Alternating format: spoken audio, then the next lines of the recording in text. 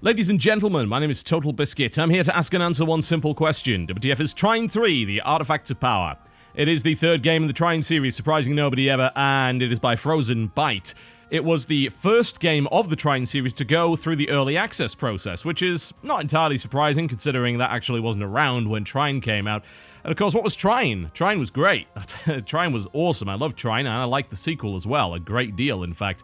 They were sort of puzzle platformers where you could switch between one of three characters and use their various abilities to traverse the level. And one thing I liked about it in particular is that you can often come up with very weird solutions to problems because it was all physics-based. So some of the puzzles were surprisingly easy to bypass using kind of boneheaded methods, which meant it appealed to me a great deal. Of course it did. Along comes Trine 3, and it's the biggest upheaval for the series. Is that a good thing? We're about to find out. Let's dive into the settings menu, shall we? See what's going on here. So it does have a launcher, which has a great deal of stuff like resolution options there. We've got enable or disable FPS cap. Even if you disable it, it actually has 100 frames per second FPS cap, which I know is not too bad. Of course it's not. It's still a little bit odd, though. It's like 100? Really? That's actually the first game that I've ever seen to have a 100 frames per second cap. Now, you've got stereoscopic 3D here. I do not have 3D capability. I mean, even if I did, I couldn't really film that for you anyway. So that is not something I'm going to be looking at. I can tell you that for a fact. But you've got resolution, and you've got some presets in this launcher outside of the game, which include VSync on or off. They also have several levels of AA, which to their credit actually accurately describe what type of AA and how much, which is always lovely. And a detail preset, which has about 5 different options. Outside of that, we've got our audio sliders here, separate sliders for pretty much everything, including headphone mode on or off. Always nice to have that. And you've got your language options, subtitles on or off. We'll pop those on for the purposes of this presentation. Control binds. Yes, quite a lot of this, actually. You can even save control schemes, which is really, really good. Actually, that's very impressive. Very rare to see the ability to do that. And you can see what's going on with all of that. You can also add alternative key bindings and things like that. I mean, this is a very nice menu. The only problem I've got with it is the wasted space here, really. Like, we could have, I mean, what's all of this? You know, this could be up here, that could be down there, and we could list 3 times as many controls. That would be a good idea, wouldn't it? Alright, now on the controls issue, I'll talk a little bit more about that later when we actually play the game, but I'm going to say this for certain. This game, unlike the other two, you could really use a controller with it, and I'll show you why right now as we dive in. We're not going to do multiplayer, we're going to do the single-player mode. And welcome to it. This is Trine 3 Artifacts of Power, and this is the sort of overworld. You can wander around this, and these large circles represent the chapters of the game. We'll get onto game length in a minute. The small circles represent little challenges. Now, the reason that you would have these smaller levels is so that you can collect additional Trine angles. Yeah, I know. Trine angles. And these are required in order to unlock other chapters. So at the moment, I actually can't progress to the next chapter without getting more Trine angles. Now, that means I've missed some optional ones in the mandatory levels, or I just simply have not done enough of the little side quests. And I died very fast there. Wow, that's actually crazy. And that was the end of that. So these little levels, these little side quests, have a very small number of Trine angles, usually about 25, and they usually only require the use of a single character rather than all 3. And this one could be done in about 2 minutes, assuming I don't die horribly like a moron, which is entirely possible. And I'll get 25 Trine angles at the end of it, which is actually not that many. The larger levels in the game have usually about 150 of them, so it can take quite some time to gather the right number of these things in order to progress to the next story level. Now, I would complain about this, and I will. Yeah, I'm sure I'm going to complain about it because it's a system that is a little bit obnoxious, I think, and it requires, in some cases, the replaying of levels you've already done to progress in the story campaign, and Trine was pretty narratively driven. In fact, that was one of the greatest things, I think, about the Trine series, the fact that it had this great narrator, it had this magical story time feel to it. Very much a fairy tale world.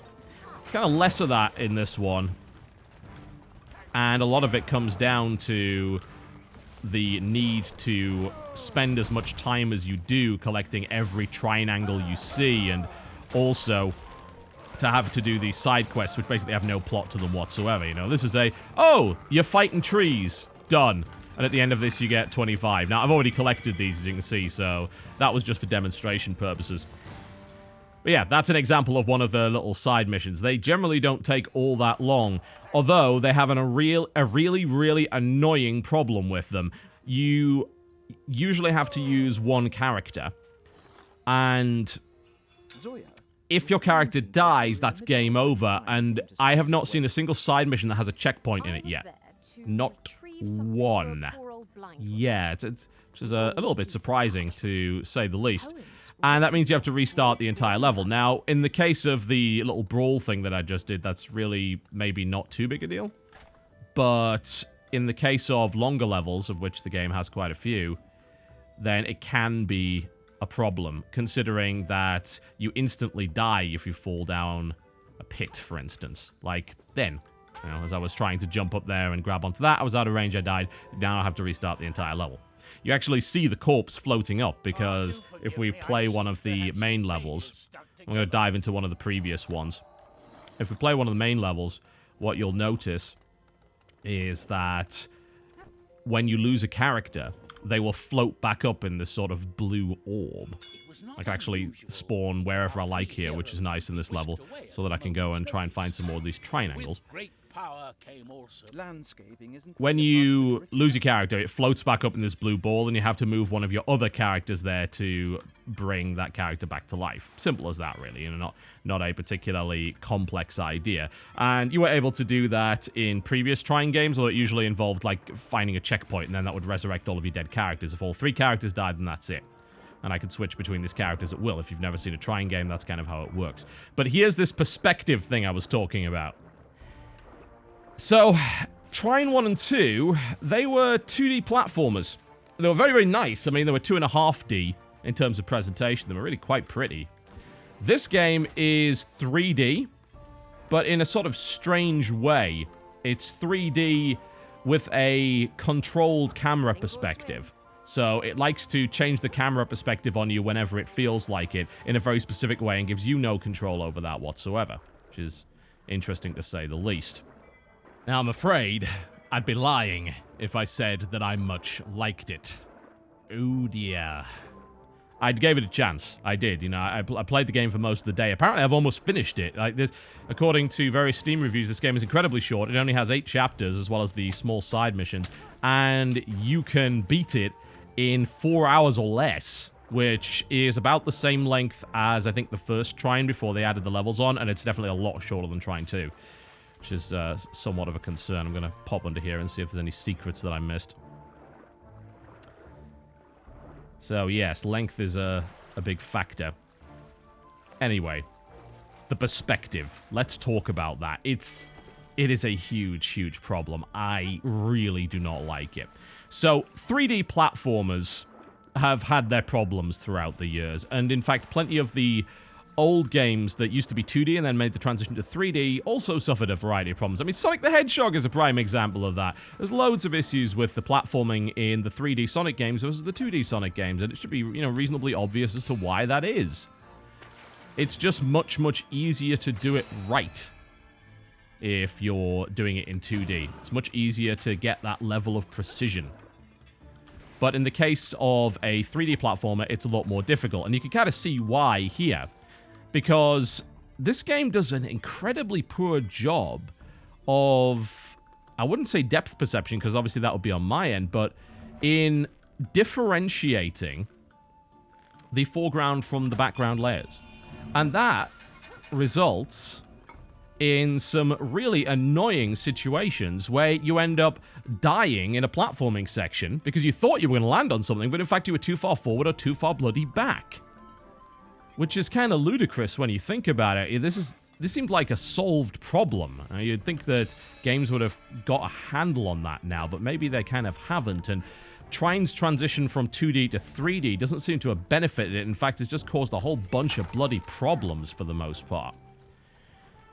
Time after time after time, I failed a swing or messed up a platforming section. And that's not the only issue. It's not just the perspective. It's the things that you can jump on versus the things that you can't jump on. They're not necessarily clear. There are some parts of the wall that you can grab onto. There are some parts of the wall that you can't, even though they look very similar. So you end up falling to your death very, very quickly.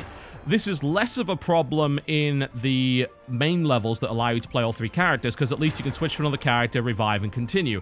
In the smaller levels, if you fail a platforming section, you have to restart the entire level, which is just infuriating, I have to say. Absolutely awful.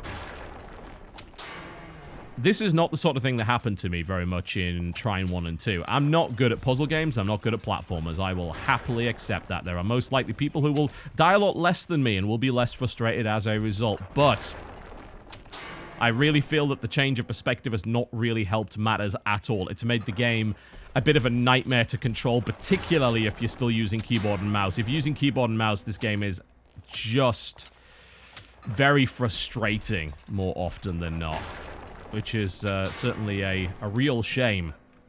A real shame. Okay, let's get on to some of the other issues with it. So, the collection of these Trine angles. Now, there are pros and cons to this. And this actually ties into the perspective as well. You know? You might be thinking, oh, well, I hate the perspective, so I've got nothing good to say about it. No, no, no. It's very rare that something is universally bad. You know, there are justifications for this perspective. Like, for instance, one of the good things about this perspective is it makes secrets easier to hide. So you're exploring the environment a little bit more, and because you have to find these Trine angles, you have a very good reason for hunting for those secrets. Now, in Trine 2, they kind of did that pretty well by having hidden experience vials, which maybe is a better idea, because in this game, it's not a case of optional secrets. You've actually really got to do a lot of exploration of the environment to find all of these Trine angles. And not only that, but you also have to complete what appear to be fairly optional platforming sections of the game, because otherwise you won't gain enough Trine angles. I'm going to skip through this because I don't want to do any spoilers. Soon scattering and fading into the wind. Which, so, that kind of sucks. I think they'd already solved this problem in Trine 2, and they could have just done the same thing again, but interestingly enough, they removed all experience, and you see the game is a little buggy from time to time. They've removed all experience gain and character progression. There is nothing. Like, in Trine 1, you were able to gain a couple of abilities. In Trine 2, you gained even more. Like, there was a skill tree, and you unlocked new abilities and things like that. You don't gain any of that. You know, I am approximately, I think, 3/4 of the way through the game.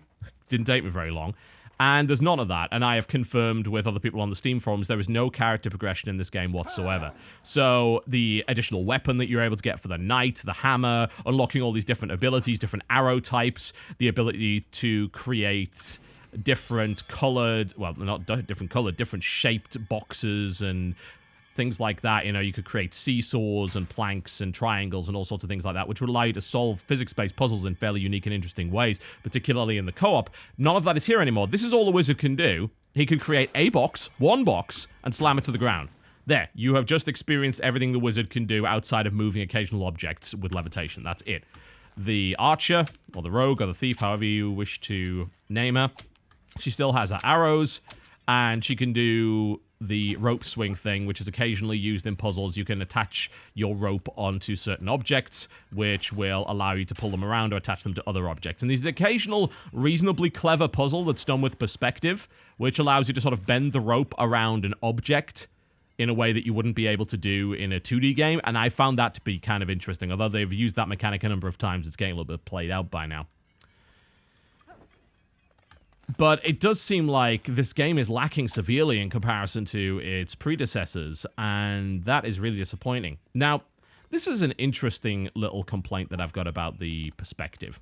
I was talking about fixed camera, which is what this game is. You know, you can't control the camera yourself. The camera moves in very scripted ways at certain points when you move. So you're looking at this, you're like, how on earth do I get up here? Do I have to, like, bring the box over and jump on that, then jump up there and climb up the wall? You know, you might end up dying a couple of times and things like that. It's like, oh, can I jump up there? Yeah, let's get up there. All right, that sounds good. Climb the wall, and then you're trying to figure out how to climb the wall. This is particularly true over here, for instance. This is a prime example of what I was talking about earlier. Bits of the 3D terrain that look like you can jump on them. In fact, you can't. We're just going to resurrect our archer over here. There we go. Nice and easy. So let's say we jumped over here. Yeah, sure, we'll take some damage, whatever. It's like, oh, look. It looks like a little stairway over there. We can jump on that, right? Yeah, absolutely. No. No, you No, in fact, you actually just clip through it. It's pretty embarrassing. And you're like, how do I get through this? Well, if I move to the foreground... Oh! The camera was obscuring the entire solution. And this has happened on more than one occasion. It's resulted in falling into pits that didn't look like pits and dying. It's resulted in missing obvious ways to progress. The camera's a pain in the arse. It's as simple as that. It really, really is. And the consistent shifting of perspectives definitely does not help the platforming at all, and results in frequent issues of inaccuracy, which of course result in deaths and all that sort of thing. There we go. It's like, hey, I'm gonna slam it on him. Oh, you've got to kind of pay attention to... Even if you pay attention where the shadow is, it's not even that accurate, I tend to find half the time. It's really, really bloody annoying. It's an ambitious idea. Take your 2D game, make it 3D, and try and maintain the look of the previous titles. And for the most part, I think they have succeeded. It's still a good-looking game. I don't think it's as good-looking because I think they have to add a great deal more detail to each environment, and as a result, everything's had less individual attention put to it. There's still some awe-inspiring vistas and some really, really great-looking environments here. Not to mention, of course, the narrator is fantastic as always, although he's less frequent because you spend a great deal of time in these levels trying to figure out the little puzzle platforming bits so you can get the maximum number of Trine angles and all that sort of thing. So that's a little bit disappointing because I like to have that consistent narrative pacing going on. It's the same sort of complaint I had about volume, if you remember. It's like, oh, well, you know, where's my narrator, you know, keeping me appraised of the story? And you'll find that he's absent for a great deal of time because you're pouncing around these large levels trying to figure out the best way to gain optimal number of Trine angles, otherwise you're not going to be able to progress to the next campaign level. Yay, yay, yay. I made no such sound. But when he appears, he does a good job. Absolutely. No doubt about that. You know, I'm not going to question his ability to do his job. He's great. Absolutely great. And all the voice actors involved in this, and of course, the composer, have created the same sort of feel that Trine had in the first place. And it does, for the most part, keep the aesthetic relatively intact, even though I don't think it actually looks as good as Trine 2. I imagine in many ways it's technically more proficient and it's more advanced, but these 3D environments take a lot more work, and I think it shows in individual details that were perhaps superior in Trine 2. Ragging on this quite a lot, aren't I? Yeah, this is the sound of disappointment. Not in every case have I played the predecessor of a game which comes out as a sequel. And as a result, I'm not able to really provide that perspective to people. And just say, well, you know, I like this game on its own. But this isn't the case this time around. And even if this was just the first game in a series, in fact, I think I'd actually let it off less if this was the first game in a series. This is the third game in a series that I really like. And if I just played this and I hadn't played the rest of the series, I would probably be despising it as a platform. I really genuinely would. And that is a super disappointing thing to have to say, but there's just so much wrong with it. You know, all of these blind drops and things like that, all of these terrain issues and camera problems that it has. The transition to 3D just doesn't help. No, it hasn't benefited the game. It's made it worse, quite a bit worse. And the elephant in the room, of course, for a lot of people, and I don't blame them at all for this criticism, is this is a game that's $25 and it's 4 hours, basically. And you could do it in even less. Like, if you do the Trine angle stuff well, then you don't have to do too many of the side missions, and you can just blast through the campaign and you're done. Now, apparently the game also ends really abruptly as well, so people looking for story satisfaction don't even get it. So this seems to me like maybe a casualty of early access. It's another case of this game came out far, far too bloody early. They should have had far more development time put into it. There's probably a development reality in that they couldn't. They probably ran out of money or something along those lines. But therein lies the problem with early access. There's a lot of people, like Double Fine made this mistake with Space Station DF9, where they are relying on a certain level of early access success to even finish the game. And that's one of the main problems with early access games. And it looks like maybe Frozenbyte didn't have enough to complete the game to their vision either, which is why it has such an abrupt ending in a short campaign. Oh man, this is... Come on, can I even fix this? And some of the physics interactions in this game are a pain in the ass as well. Stuff gets stuck all the time. Anyway, this is a real disappointment for me. Aesthetically, yeah, sure, I can appreciate what's going on, and there are certainly the occasional moments when perspective shifts that I'm really awe-inspired by what I'm seeing. You know, it's beautiful. I go around the corner, the perspective shifts, and suddenly I see a grand vista, or I see, like, giant turtles on a beach or anything like that. Those little enchanting moments. The kind of things that I really loved about the first couple of Trine games. But the problem is, the first couple of Trine games were also really competent, solid, and tight puzzle platformers with interesting physics-based solutions. And in this game, the physics engine often seems to break so often, especially with the janky controls. I mean, you see the clipping and things like that. I mean, you know, this is not the level of production value that I expect from a Trine game. And this is the sort of thing that doesn't happen in the others. Now, the interaction between the camera problems, the physics issues, and the inconsistent terrain and perspective problems that this game has result in all of the stuff that was going on in the first couple of games being sort of absent from this one. And the stuff that I really loved about those games is not really here in great abundance. There's little details as well. It's like, why pretend you're a 3D game and then have arrows break on invisible force fields over there? I mean, is it that hard to have the arrow just fly off into the fog?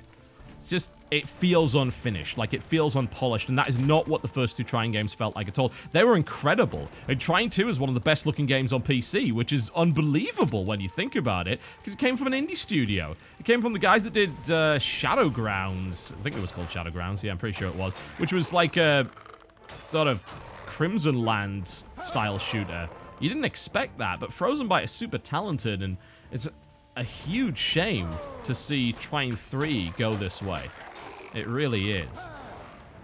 There's also one other note that I'd like to make, and I think that there's perhaps a reasonable expectation amongst people that have enjoyed a franchise that they won't have to change control method for part of it to play it properly. Trine 1 and 2 did not require a controller. They worked just fine with keyboard and mouse. I completed them both with keyboard and mouse. This is a pain in the arse with keyboard and mouse, because it's 8-directional movement on a constantly shifting pseudo 3D plane. It is infuriating, and there are consistent problems with it. I'm spawning this and it's getting stuck here. Come on. It's over the way. There we go. Up here. Go. And have that. Oh, it went behind it. Of course it did. Should have bloody seen that coming. It's like, come on, have it slam it on there. It's like, oh, it's all right. We can just line it up by the shadow. Oh, wait, we can't see the shadow from there. So I can't, just... There's so many moments. I don't experience that kind of frustration with the other two Trine games, which is unusual for me because they're puzzle platformers. And, you know, those are some of the most frustrating games that I can imagine. But that was never the case with Trine. The physics engine was always so sublime, and the platforming and the puzzles were always so well thought out, and Trine 3 is the antithesis of that. This is a bitter disappointment for me. Really, really is. I'm not impressed by it at all. I think it came out too early, and it's certainly lacking content, which is causing a lot of people to complain. There is an editor. And of course, if you're playing in co-op, you're probably going to gain a lot more enjoyment out of it. You know, I had a whale of a time playing Trine 2 in co-op, no doubt. But I imagine that the frustrations that I feel in this game are only going to be magnified by the co-op as people try to use their abilities, their limited abilities, in harmony, and then end up being thwarted by the game's perspective or other bugs. But ultimately, Trine 1 and 2 are also really good single-player games. And this is not at all. That's such a shame. I hope perhaps that the editor may save it. You know, there'll be enough user-created content to justify the asking price. And it's not like I mind paying money for short games. I love short games, you know? What were my favorite games over the past couple of years? Two of my #1 games, you know, were Journey and Brothers, both of which are about 2 hours in length. I'm fine paying $15 for that. I'll pay more for that if the experience is really, really good.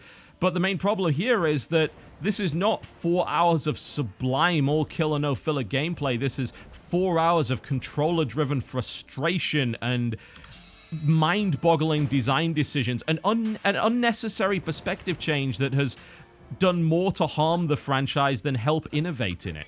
I understand why, as a developer, you'd want to do something a little bit different. I really do. And I am not necessarily in favor of doing the same thing time and time and time again, but maybe there were different directions they could have gone in while keeping the perspective. Maybe that would have worked better. And, you know, this is their first kind of truly 3D game. I think they have a lot to learn about how to do that. That's such a shame. That's really sad. Yeah, it's one of my biggest disappointments in a while, I'm afraid. It's called Trine 3 Artifacts of Power, and if I were to give you any solid recommendation, it would be play Trine 1 and 2 instead. You know, wait for this to go on sale, see if they can fix some of these problems. Maybe they can. Or maybe this game is salvageable. Maybe. I genuinely, truly hope so. But in its current state, I can't recommend it, and that makes me very unhappy. Trine 3 Artifacts of Power, ladies and gentlemen, available for $22 or your regional equivalent on Steam and Axiom Esports sponsor GOG.com. My name is TotalBiscuit. Thank you very much for watching, and I'll see you next time.